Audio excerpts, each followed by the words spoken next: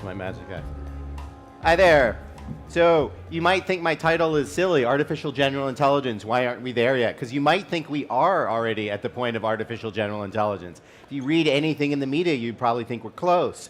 Or if you read Harvard Business Review, you might think we're close. Here's Andrew Ng, optimist in chief for AI. He says, if you can do anything in less than a second of thought, a computer can do it too. We've gone so far in AI that basically we can automate anything you can do in a second. I'm here to disabuse you of that popular notion.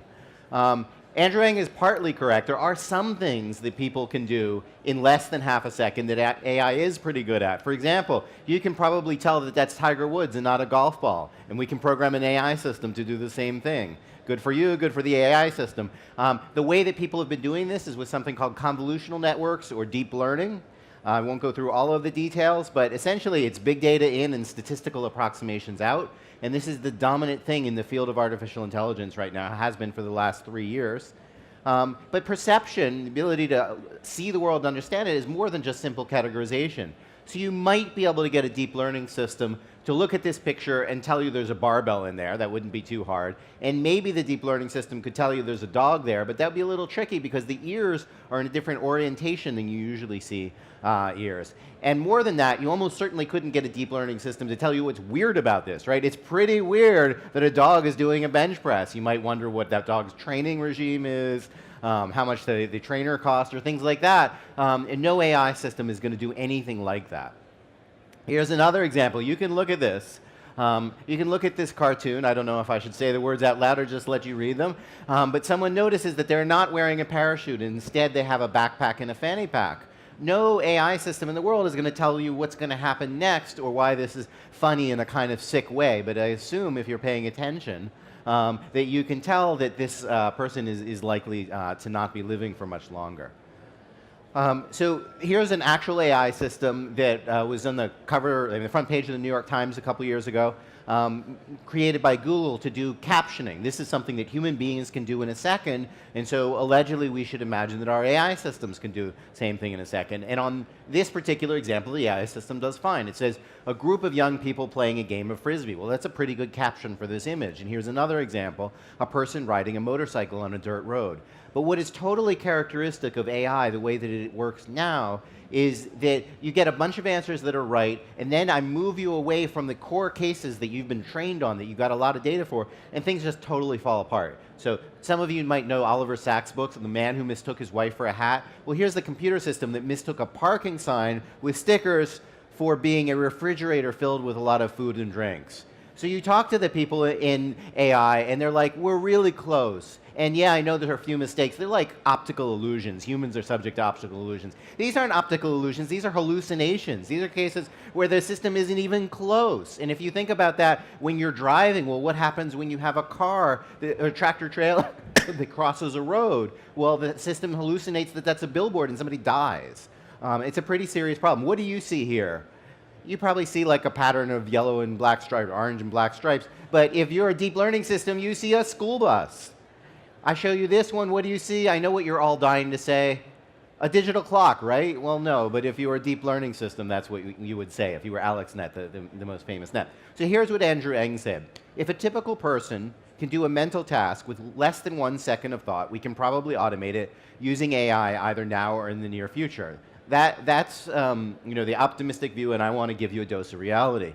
And so this is how I would think about it. If a typical person can do a mental task with less than 1 second of thought, and we can gather an enormous amount of directly relevant data, we have a fighting chance to make an AI system that works, so long as the test data aren't too terribly different from the training data, right? So you have input examples and output examples. If you've got a whole lot of labeled examples and they're close enough to what you need, then maybe you're okay. And if your domain doesn't change too much over time. Well, think about AlphaGo. I imagine you've all heard of AlphaGo, right? This is the world champion in Go. It's exactly the opposite of what I'm talking about here. There's an infinite amount of data. Google's computers can just keep playing Go over and over and over again, and that's what they've done. They've played millions or tens of millions, maybe hundreds of millions of times a machine playing against itself. So you have essentially infinite data, and the game never changes. The rules never change. So what works for Go doesn't necessarily work for the real world. If you're talking, for example, about driving, and you have cars that are dealing with different environments, or if you talk about domestic robots, which we'd all love to have, that would take care of our children and our dishes.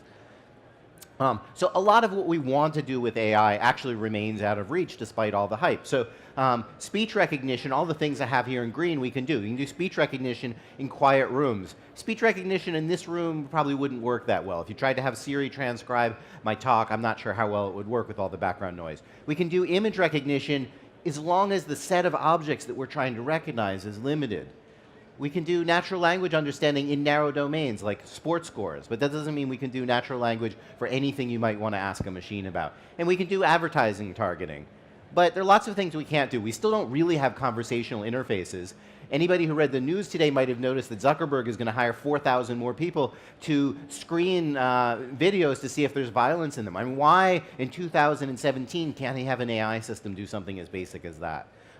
We still can't do automated scientific discovery, which is what I really care about as a scientist. So I would like for AI systems to help us understand the brain, for example, but we're not really there yet.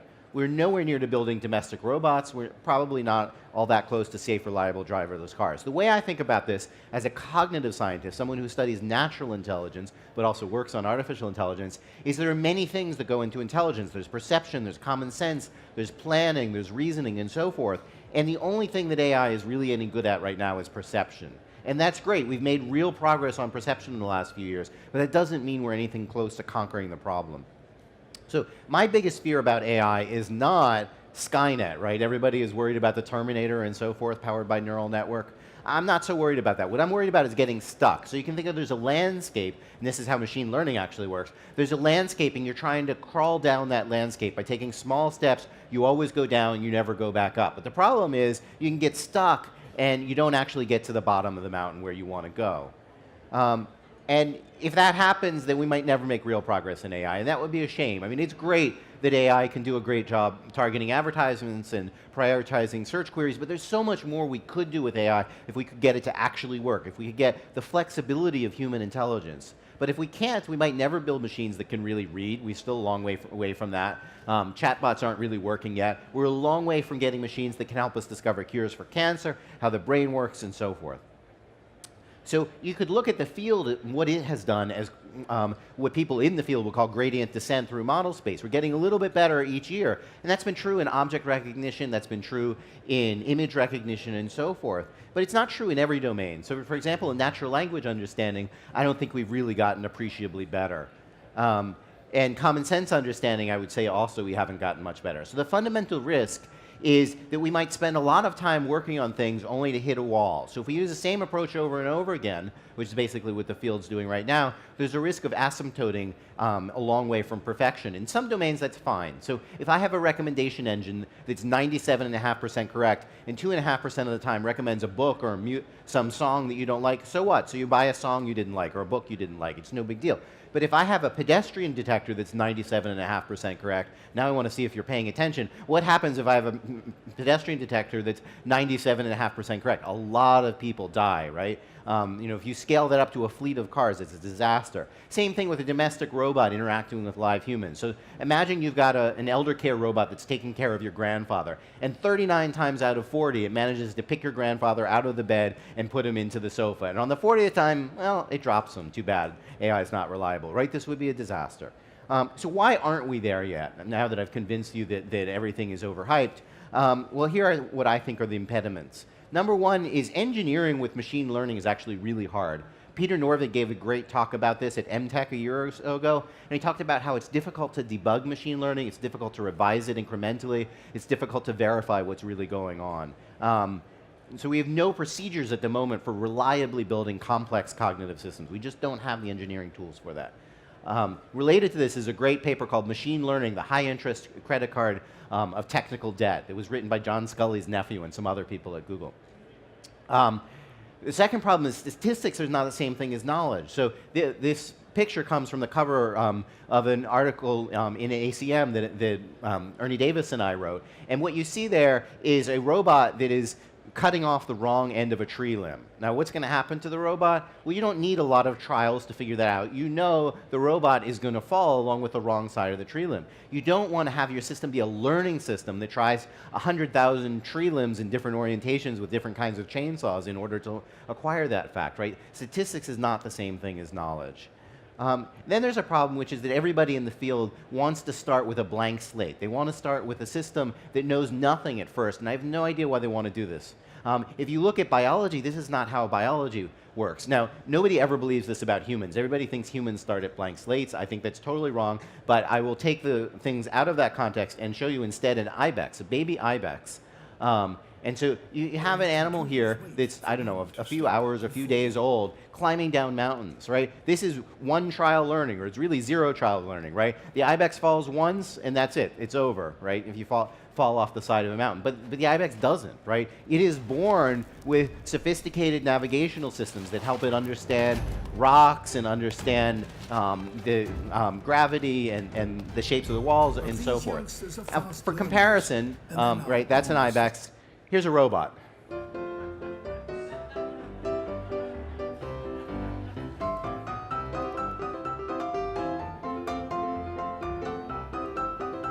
So you can watch more of that on the web, but how can we move forward so that the robots are more like the people? Well, one thing I think we need to do is to look at CERN, which is a model of international collaboration where you have thousands of people working together, billions of dollars invested towards a common cause. So right now, most AI research is done in industry where people are pursuing short-term profits. And that's good for those individual companies, but it might not be getting us to where we have automated scientific understanding and other really important advances. The second thing I would say is that we should look towards children. These are mine.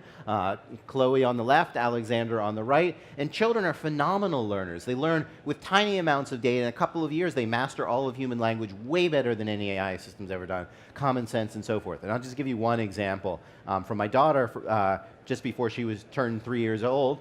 She will turn 3 years old in a few weeks. And she made a little artwork, and I said, why don't we put it in Mama's armoire? And here's what Chloe said. She said, that way, if we put the artwork into Mama's armoire, that way Mama doesn't see it. But when she opens it, she can see it. And I think if you look just at that one example, it's light years ahead of what we can do with AI systems. So my daughter was able to infer the intent behind my proposed plan. She was able to articulate the reasoning behind it. She was able to understand a potential future without doing a lot of trial and error learning. Like, she got how the world works and how people work. She understood why this is interesting. She, a theory of mind, understood that Mama can't see through walls, all of this kind of stuff. And for comparison and fairness, I asked Siri the same question. I said, what happens when you put artwork in an armoire? And this is what Siri gave me. Okay, I found this on the web for what happens when you put artwork in an armoire. And the top hit, pawning this off to Bing, was what happens if you break an artwork, which has nothing to do with the question that I asked. So I will end with a rhetorical question, but an important one, which is, isn't it time that we learn more from human beings? Human children are such spectacular learners, and they're not doing it by having petabytes of big data. They're doing it by having some background about how the world works and filling that in, trying to understand the causal mechanisms that make the world work. When we understand that, then we'll be able to build real AI. Thank you very much.